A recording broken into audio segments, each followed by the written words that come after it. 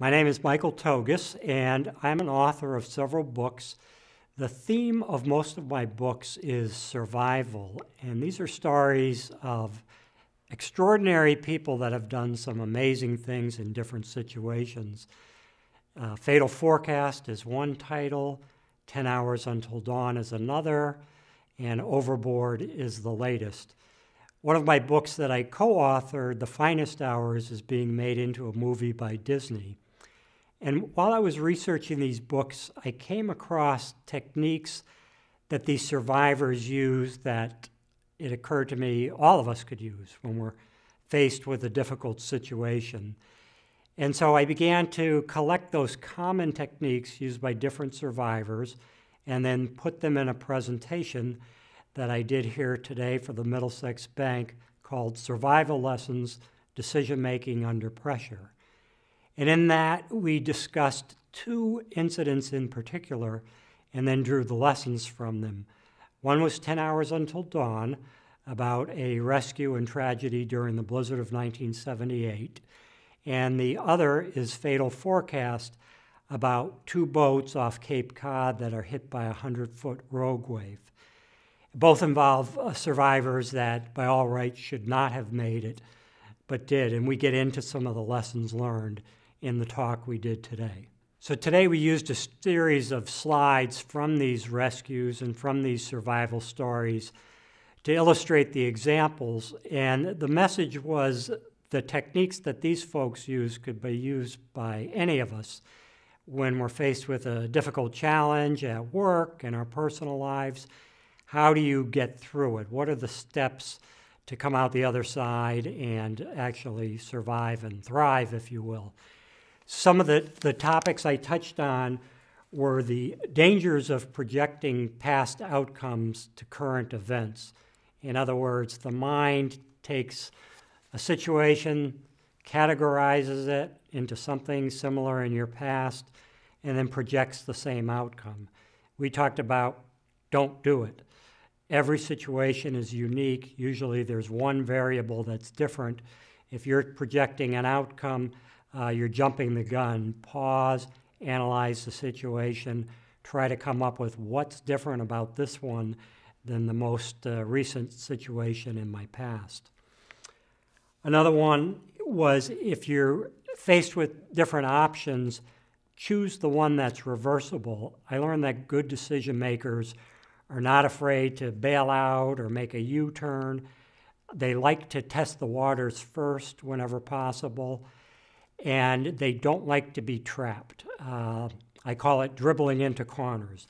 They don't want to be trapped. They want all their options in front of them and keep some of the most obvious options open. Another topic we talked about was intuition or gut feelings.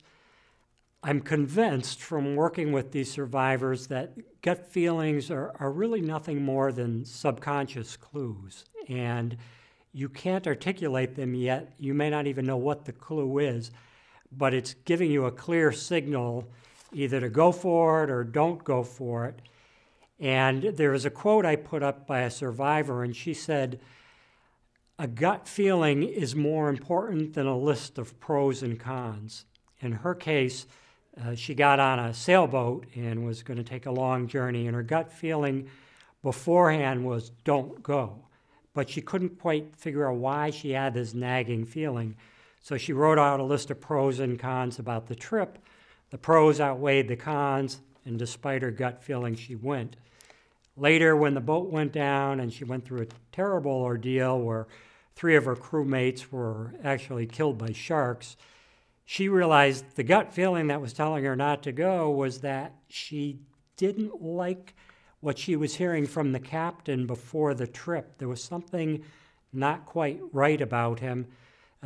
Turns out he was drinking on the job, and her gut feeling was something's not right, and yet she did her little list of pros and cons, ignored the gut feeling, and got in deep trouble. Another topic we talked about was the illusion of comfort, that something can be very comforting, but it's actually holding you back from your long-term objective. The example I used was a boat pitch pull. That means that the It came down off a wave, the bow got buried in the trough. The surging wave picked up the stern and pitched it right over the bow, so the boat is upside down. One man got out. There was so much foam in the water he couldn't breathe. He got lucky and there was a little bucket. He was able to tip it upside down, trap air in it, and hold his head up. But he could see the boat drifting away. Even though the boat was overturned, he knew his long-term survival was with the boat, but yet he didn't want to let go of the bucket because that's keeping his head above the foam.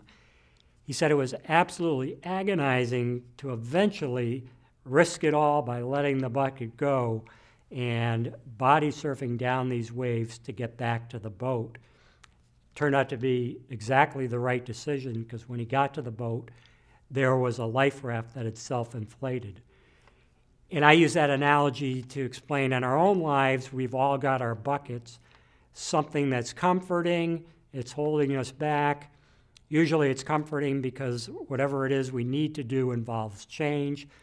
People always resist change. Every now and then you got to let that bucket go to reach the long-term example. Today's presentation, there was a member of the audience who brought up the issue of how important the feeling is of having some element of control when you're faced with a difficult situation. And this could be both in your personal life, divorce, illness, family emergency, or in your business career when things aren't going right. And through my studies, I found that the people who maintain a sense of control, even when on the surface most things are out of their control, do far better in survival situations. And I'll give you an example.